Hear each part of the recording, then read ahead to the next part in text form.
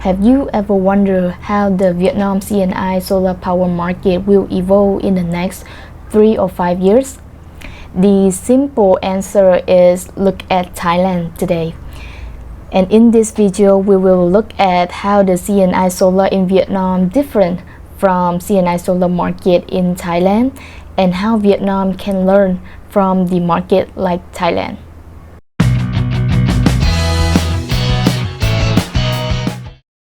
Hello everyone, this is Trang and welcome back to Trang Talks Energy, a platform where I share and do research about the energy market here in Vietnam as a professional who have been working in the RE sector in the past 5 years. And also I realized that I am so lack of knowledge in the sector that I am working in. So this channel serves as a platform for me to do more research, to learn more, and hopefully to connect with people who want to know more about the sector here in Vietnam. With my scope here in Vietnam at the moment, I also have the opportunity to support a market like Thailand.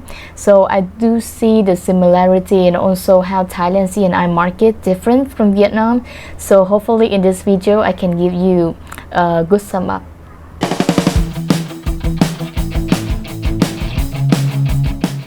While Vietnam just entering a new phase with Direct Power Purchase Agreement or DPPA, the revival of rooftop solar policies, Thailand has already spent years building a more mature and stable C&I solar ecosystem. Both Vietnam and Thailand have strong solar resources, growing electricity demand, and ambitious decarbonization goals, but their solar journey have been very different. Vietnam experienced a dramatic rooftop solar boom between 2018-2019 to 2020, driven by the attractive feed-in tariffs. Thousands of megawatts were installed within a short period of time.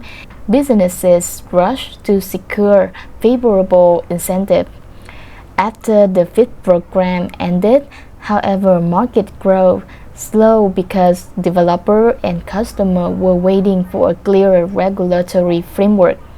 In Thailand, on the other hand, has taken much more gradual and predictable approach.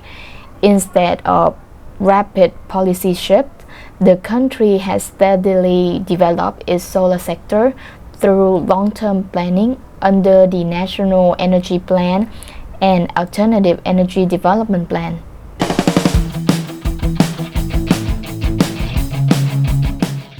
So one of the biggest differences for C&I solar market in Thailand versus Vietnam is the market maturity. In 2024, Vietnam issued two major regulations.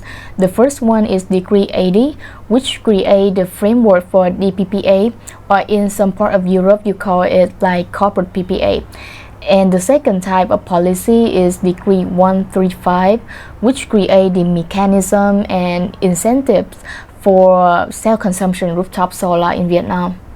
These are major milestones because for the first time, large energy consumers have pathways to access renewable energy more directly. However, Vietnam is still the early stages of implementation. Many market participants are testing how the new mechanism will work in practice, and the market is still developing transaction experience, while Thailand is much more further along. Its solar sector is supported by established policy instruments including feed-in tariff schemes, utility green tariff programs, rooftop solar supported mechanism, and ongoing regulatory simplification. For businesses, that policy certainly matters. Companies are far more likely to invest in a 20-year solar asset when they understand the rules, the grid access process, and the long-term economics.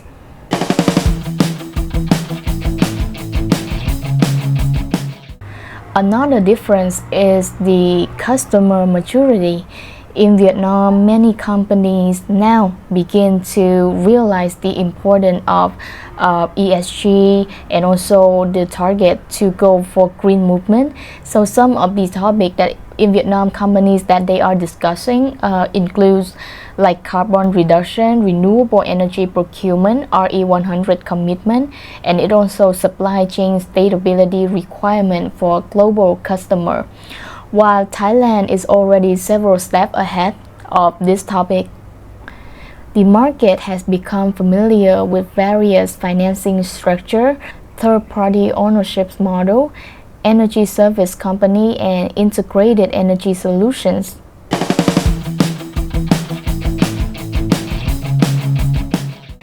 And Thailand offers a useful preview for this context. We could see first Vietnam will have more corporate renewable procurement. As DPPA implementation advances, more manufacturers and large electricity consumers may buy renewable power directly to achieve sustainability targets. And also a kind reminder that I did a video before on the energy trends in Vietnam in the next 5 to 10 years. You can check that video because it's also very aligned closely with the video that you are watching. The second is greater rooftop solar adoption. With clearer framework for self-consumption solar, more factories and maybe warehouse, commercial facilities could install rooftop solar systems. Third is expansion of third-party ownership models. Rather than making large upfront investment, business can increasingly adopt solar through leasing contract, energy as a service contract, or any related power purchase agreement models. Increasingly, Vietnam's new rooftop solar framework does not require end users to own the rooftop system themselves, creating the opportunities for this model to flourish. The fourth is stronger ESG-driven demand. Global manufacturers operating in Vietnam face growing pressure from customers and investors to reduce their emissions. Renewable energy procurement will become a strategic business requirement rather than just a nice-to-have initiative.